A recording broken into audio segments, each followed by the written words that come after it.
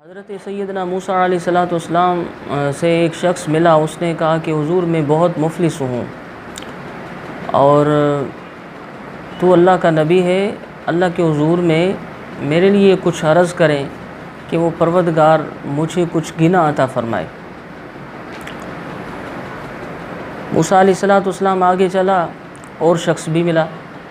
اس نے عرض کیا کہ حضور، اللہ رب العالمین کے حضور میں آپ جا رہے ہیں، آپ پروردگار سے کلام کریں گے، میرے لیے اللہ پاک کے حضور میں یہ عرض کرنا کہ مجھے مال بہت ہے، بہت مال ہے، وہ میرا کم نہیں ہوتا، اتنا زیادہ ہو گیا ہے کہ مجھے سنبھالنا جو ہے وہ مشکل ہو گیا ہے.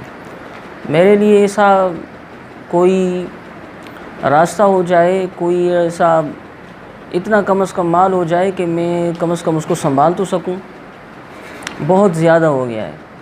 اس سے پتہ چلا کہ وہ حریص دنیا نہیں تھا، وہ کوئی نیک شخص ہوتا ہوگا. سیدنا موسیٰ علیہ السلام نے اللہ کے حضور میں دونوں کی درخواست پیش کی. ایک غنی تھا جو عرض کر رہا تھا کہ میرا مال کم ہو جائے، ایک مفلس تھا جو عرض کر رہا تھا میرا مال زیادہ ہو جائے.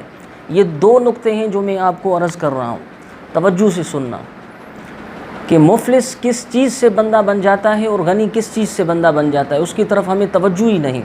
اور یہ مین ایک راز ہے جو ہے نا، میں آپ کو بتا رہا ہوں. تو حضرت سیدنا موسیٰ علیہ السلام کو اللہ رب العالمین نے فرمایا کہ موسیٰ، جس نے کہا کہ میرا مال کم ہو جائے، اس سے تو یہ کہنا کہ وہ میری ناشکری کرے، اس کا مال کم ہو جائے گا. اور جس نے تجھے کہا کہ میں مفلس ہوں، مجھے مال نہیں ہے، میں غریب ہوں، تنگ دست ہوں، اس کو تو یہ کہنا کہ وہ میرا کثرت سے شکر کرے.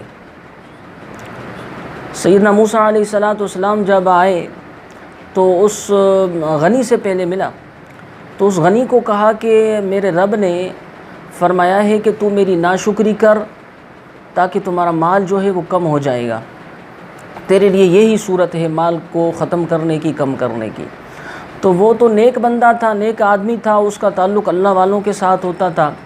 تو اس کی آنکھوں میں جو ہے نا آنسو آ گئے، بہت رونے لگے. اس نے کہا کہ اے اللہ کے نبی، کوئی اور کام مجھے بتاؤ، میں کرنے کے لیے تیار ہوں، مگر یہ مجھ سے نہیں ہو سکے گا. میرے پروردگار نے مجھے دو آنکھیں دی ہیں، دو کان دیے ہیں، زبان دی ہے، ہاتھ دیے ہیں، پاؤں دیے ہیں، جسم، صحت، سب کچھ اپنی نعمتوں سے مجھے نوازا ہے. یہ مجھ سے نہیں ہو سکے گا کہ میں اس کی ناشکری کروں.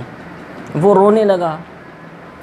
تو سیدنا موسیٰ علیہ السلام نے اس کو کہا کہ تمہارا مال بھی کبھی ختم نہیں ہو سکے گا اگر تو ناشکری نہیں کرے گا. آگے چلا، اس مفلس کے پاس آیا جس نے یہ درخواست کی تھی کہ میرا مال بڑھ جائے. اس کو پیغام دیا کہ تو ایسا کر کہ اپنے پروردگار کا کثرت سے شکر کیا کر. تو اس مفلس نے، اس بیوقوف نے، وہ اللہ والوں کے ساتھ شاید مجھے ایسا سمجھ میں آ رہا ہے کہ وہ صحبت نہیں کرتا ہوگا. اس جاہل نے کہا کہ میرے پاس ہے کیا کہ میں اللہ پاک کا شکر کروں، میرے پاس تو کچھ نہیں ہے، کھانے کے لیے کچھ نہیں ہے، پینے کے لیے میں بہت مشکل دن گزار رہا ہوں، اپنے بچوں کی ضرورت کو پورے کرنے کے لیے میرے پاس کچھ مال نہیں ہے، کچھ پیسے نہیں ہیں. اس نے ناشکری کے الفاظ جو ہے نا وہ کہنا شروع کر دیا. تو اس نے کہا کہ میں شکر کس بات پہ کروں، معاذ اللہ، استغفر اللہ. تو سیدنا موسیٰ علیہ السلام نے اس کو کہا کہ تمہارا مال کبھی بھی نہیں بڑھ سکے گا اور تمہاری مفلسی کبھی بھی ختم نہیں ہو سکے گی. تو یہ راز ہے مال کو بڑھانا. اللہ رب العالمین کے شکر کا وظیفہ سیکھ لو، یہ مال کو بڑھاتا ہے، کم ہونے نہیں دیتا.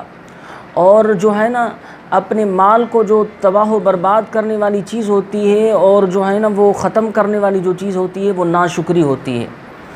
تو یہ دونوں چیزیں ہیں. اللہ پاک کے حضور میں دعا ہے کہ ہمیں اپنی حضور میں کثرت شکر کرنے کی توفیق عطا فرمائے، شکر کثرت سے کرنے کی اللہ پاک توفیق عطا فرمائے، کیونکہ اس میں بہت سی برکتیں ہیں. اللہ پاک کی رضا بھی اسی میں شامل ہے. اور آپ کو یہ پتہ معلوم ہو جائے، یہ ہو گیا ہوگا کہ دنیا میں کس کا مال کس وجہ سے بڑھ جاتے ہیں. ہاں، آپ نے تمہارے ذہن میں یہ بھی خیال ہوتا ہوگا کہ کچھ ایسے بھی بندے ہوتے ہیں اس کا مال تو بڑھتا تو نہیں ہے، اس کا مال تو بڑھ جاتا ہے، وہ شکر بھی نہیں کرتے۔ ہاں میں اس کے لیے آپ کو بتاتا ہوں، آپ ان کے لیے انتظار کریں، مال تو اس کا بڑھ جاتا ہے مگر آپ اس کا انتظار کریں، وہ ایک دن ایسا آتا ہے وہ تنگ دست اور مفلس بن جاتا ہے، وہ مال ختم ہو جاتا ہے۔ اس کا بڑھنا ابدی نہیں ہوتا، مگر جو اللہ والے ہوتے ہیں آپ ان کو بھی دیکھ لیں، وہ تو وفات کر جاتے ہیں، چلے جاتے ہیں، مگر ان کی جو نسلیں ہوتی ہیں وہ بھی اس مال کو کم نہیں کر سکتی، کیونکہ اس کے پاس یہ وظیفہ ہوتا ہے اللہ رب العالمین کی ذات وبرکات کا شکر کرنا۔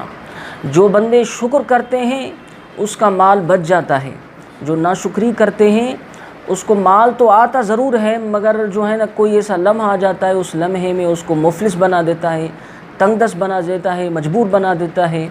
اللہ رب العالمین کے حضور میں دعا ہے کہ عمل کرنے کی توفیق عطا فرمائے۔